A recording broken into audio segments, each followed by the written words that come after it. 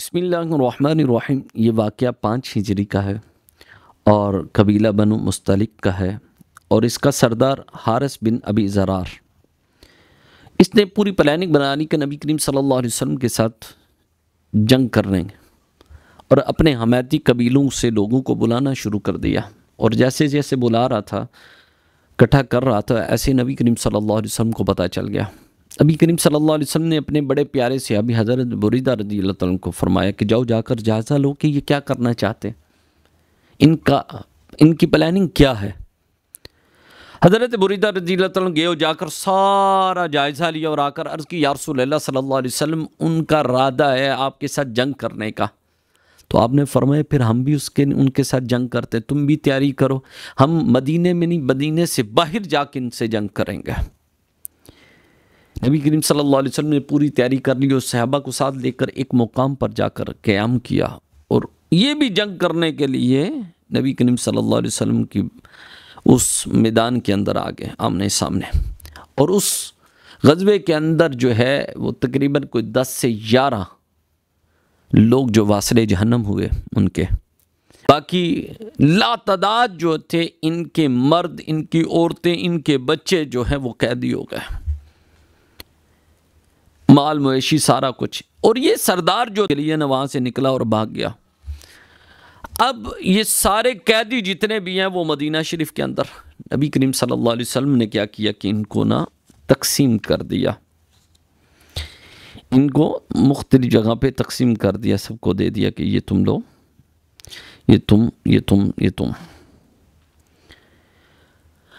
جب دے دیا گیا تو اس قیدیوں کے اندر اس کی بیٹی تھی جس کا نام برہ تھا، بعد میں اس کا نام جویریہ رکھا گیا، جس کے ساتھ میرے آقا نے نکاح پڑھا۔ اس سردار حارث بن ابی زرار کی بیٹی تھی۔ نبی کریم صلی اللہ علیہ وسلم نے اس کو کسی صحابی کے پاس دے دیا کہ یہ لو تم اس کے وارث ہو، مختلف تقسیم کر دیا غلاموں کو تقسیم کر دیا کہ یہ تم لے جاؤ، یہ تم لے جاؤ، یہ تم دا۔ جب اس صحابی کو دیا تو اس صحابی نے ان سے کہا کہ تم ایسا کرو کہ میں تمہیں آزاد کرنا چاہتا ہوں، لیکن تم اتنا جو ہے وہ سونا فدیہ دے دو اور میں تمہیں آزاد کر دیتا ہوں۔ اب اس کے بعد وہ سونا نہیں تھا کیونکہ وہ قیدی تھی۔ اب اس نے مدد مانگنے کے لیے نبی کریم صلی اللہ علیہ وسلم کی بارگاہ کے اندر، اور ادھر حارث بن ابی زرار جو تھا، اب اپنی بچی کو چھڑوانے کے لیے کچھ اونٹ، کچھ بکریاں، کچھ گائیں، اس طرح کی چیزیں لے کے، مال مویشی لے کر وہ مدینے میں پہنچ گیا، اور اس کے اونٹوں میں سے کچھ 2 اونٹ جو عمدہ اونٹ تھے، جو اعلیٰ اونٹ تھے، ان کو کیا کیا کہ ان کو پیچھے کسی گاؤں کے اندر، کسی دیہات کے اندر چھپا کر آ گیا اور باقی ساتھ لے آیا۔ ادھر سے اس کی بیٹی اندر داخل ہوتی ہے، ادھر سے جو ہے سردار حارث بن ابی زرار اندر داخل ہوتا۔ تو نبی کریم صلی اللہ علیہ وسلم کے سامنے کھڑا ہو کر کہنے لگا کہ میں اپنے مال مویشی سب کچھ لے کر آیا ہوں، یہ سارا کچھ آپ رکھ لیں اور میری بیٹی کو آزاد کر دیں۔ تو نبی کریم صلی اللہ علیہ وسلم نے ارشاد فرمایا، میں دیکھ رہا ہوں جو تم اونٹ یہاں پر لے کر آئے ہو، مال مویشی یہاں پر لے کر آ رہے ہو، میں ان کو بھی دیکھ رہا ہوں، اور جو وہ بستی کے اندر 2 اونٹ چھپا کر آئے ہو، میں ان کو بھی دیکھ رہا ہوں۔ وہ حیران ہو گیا کہ میں ابھی پہنچا ہوں اور بڑی تیزی کے ساتھ آیا ہوں، میں نے کسی کو آتے جاتے بھی نہیں دیکھا، آپ تک یہ خبر کیسے پہنچی؟ اور ان اونٹوں کا علم سوائے میرے اور کسی کو نہیں ہے، آپ کو کیسے علم ہوا؟ آپ نے فرمایا میرے رب نے مجھے بتایا ہے، میرے رب نے مجھے اس کا علم بتایا ہے۔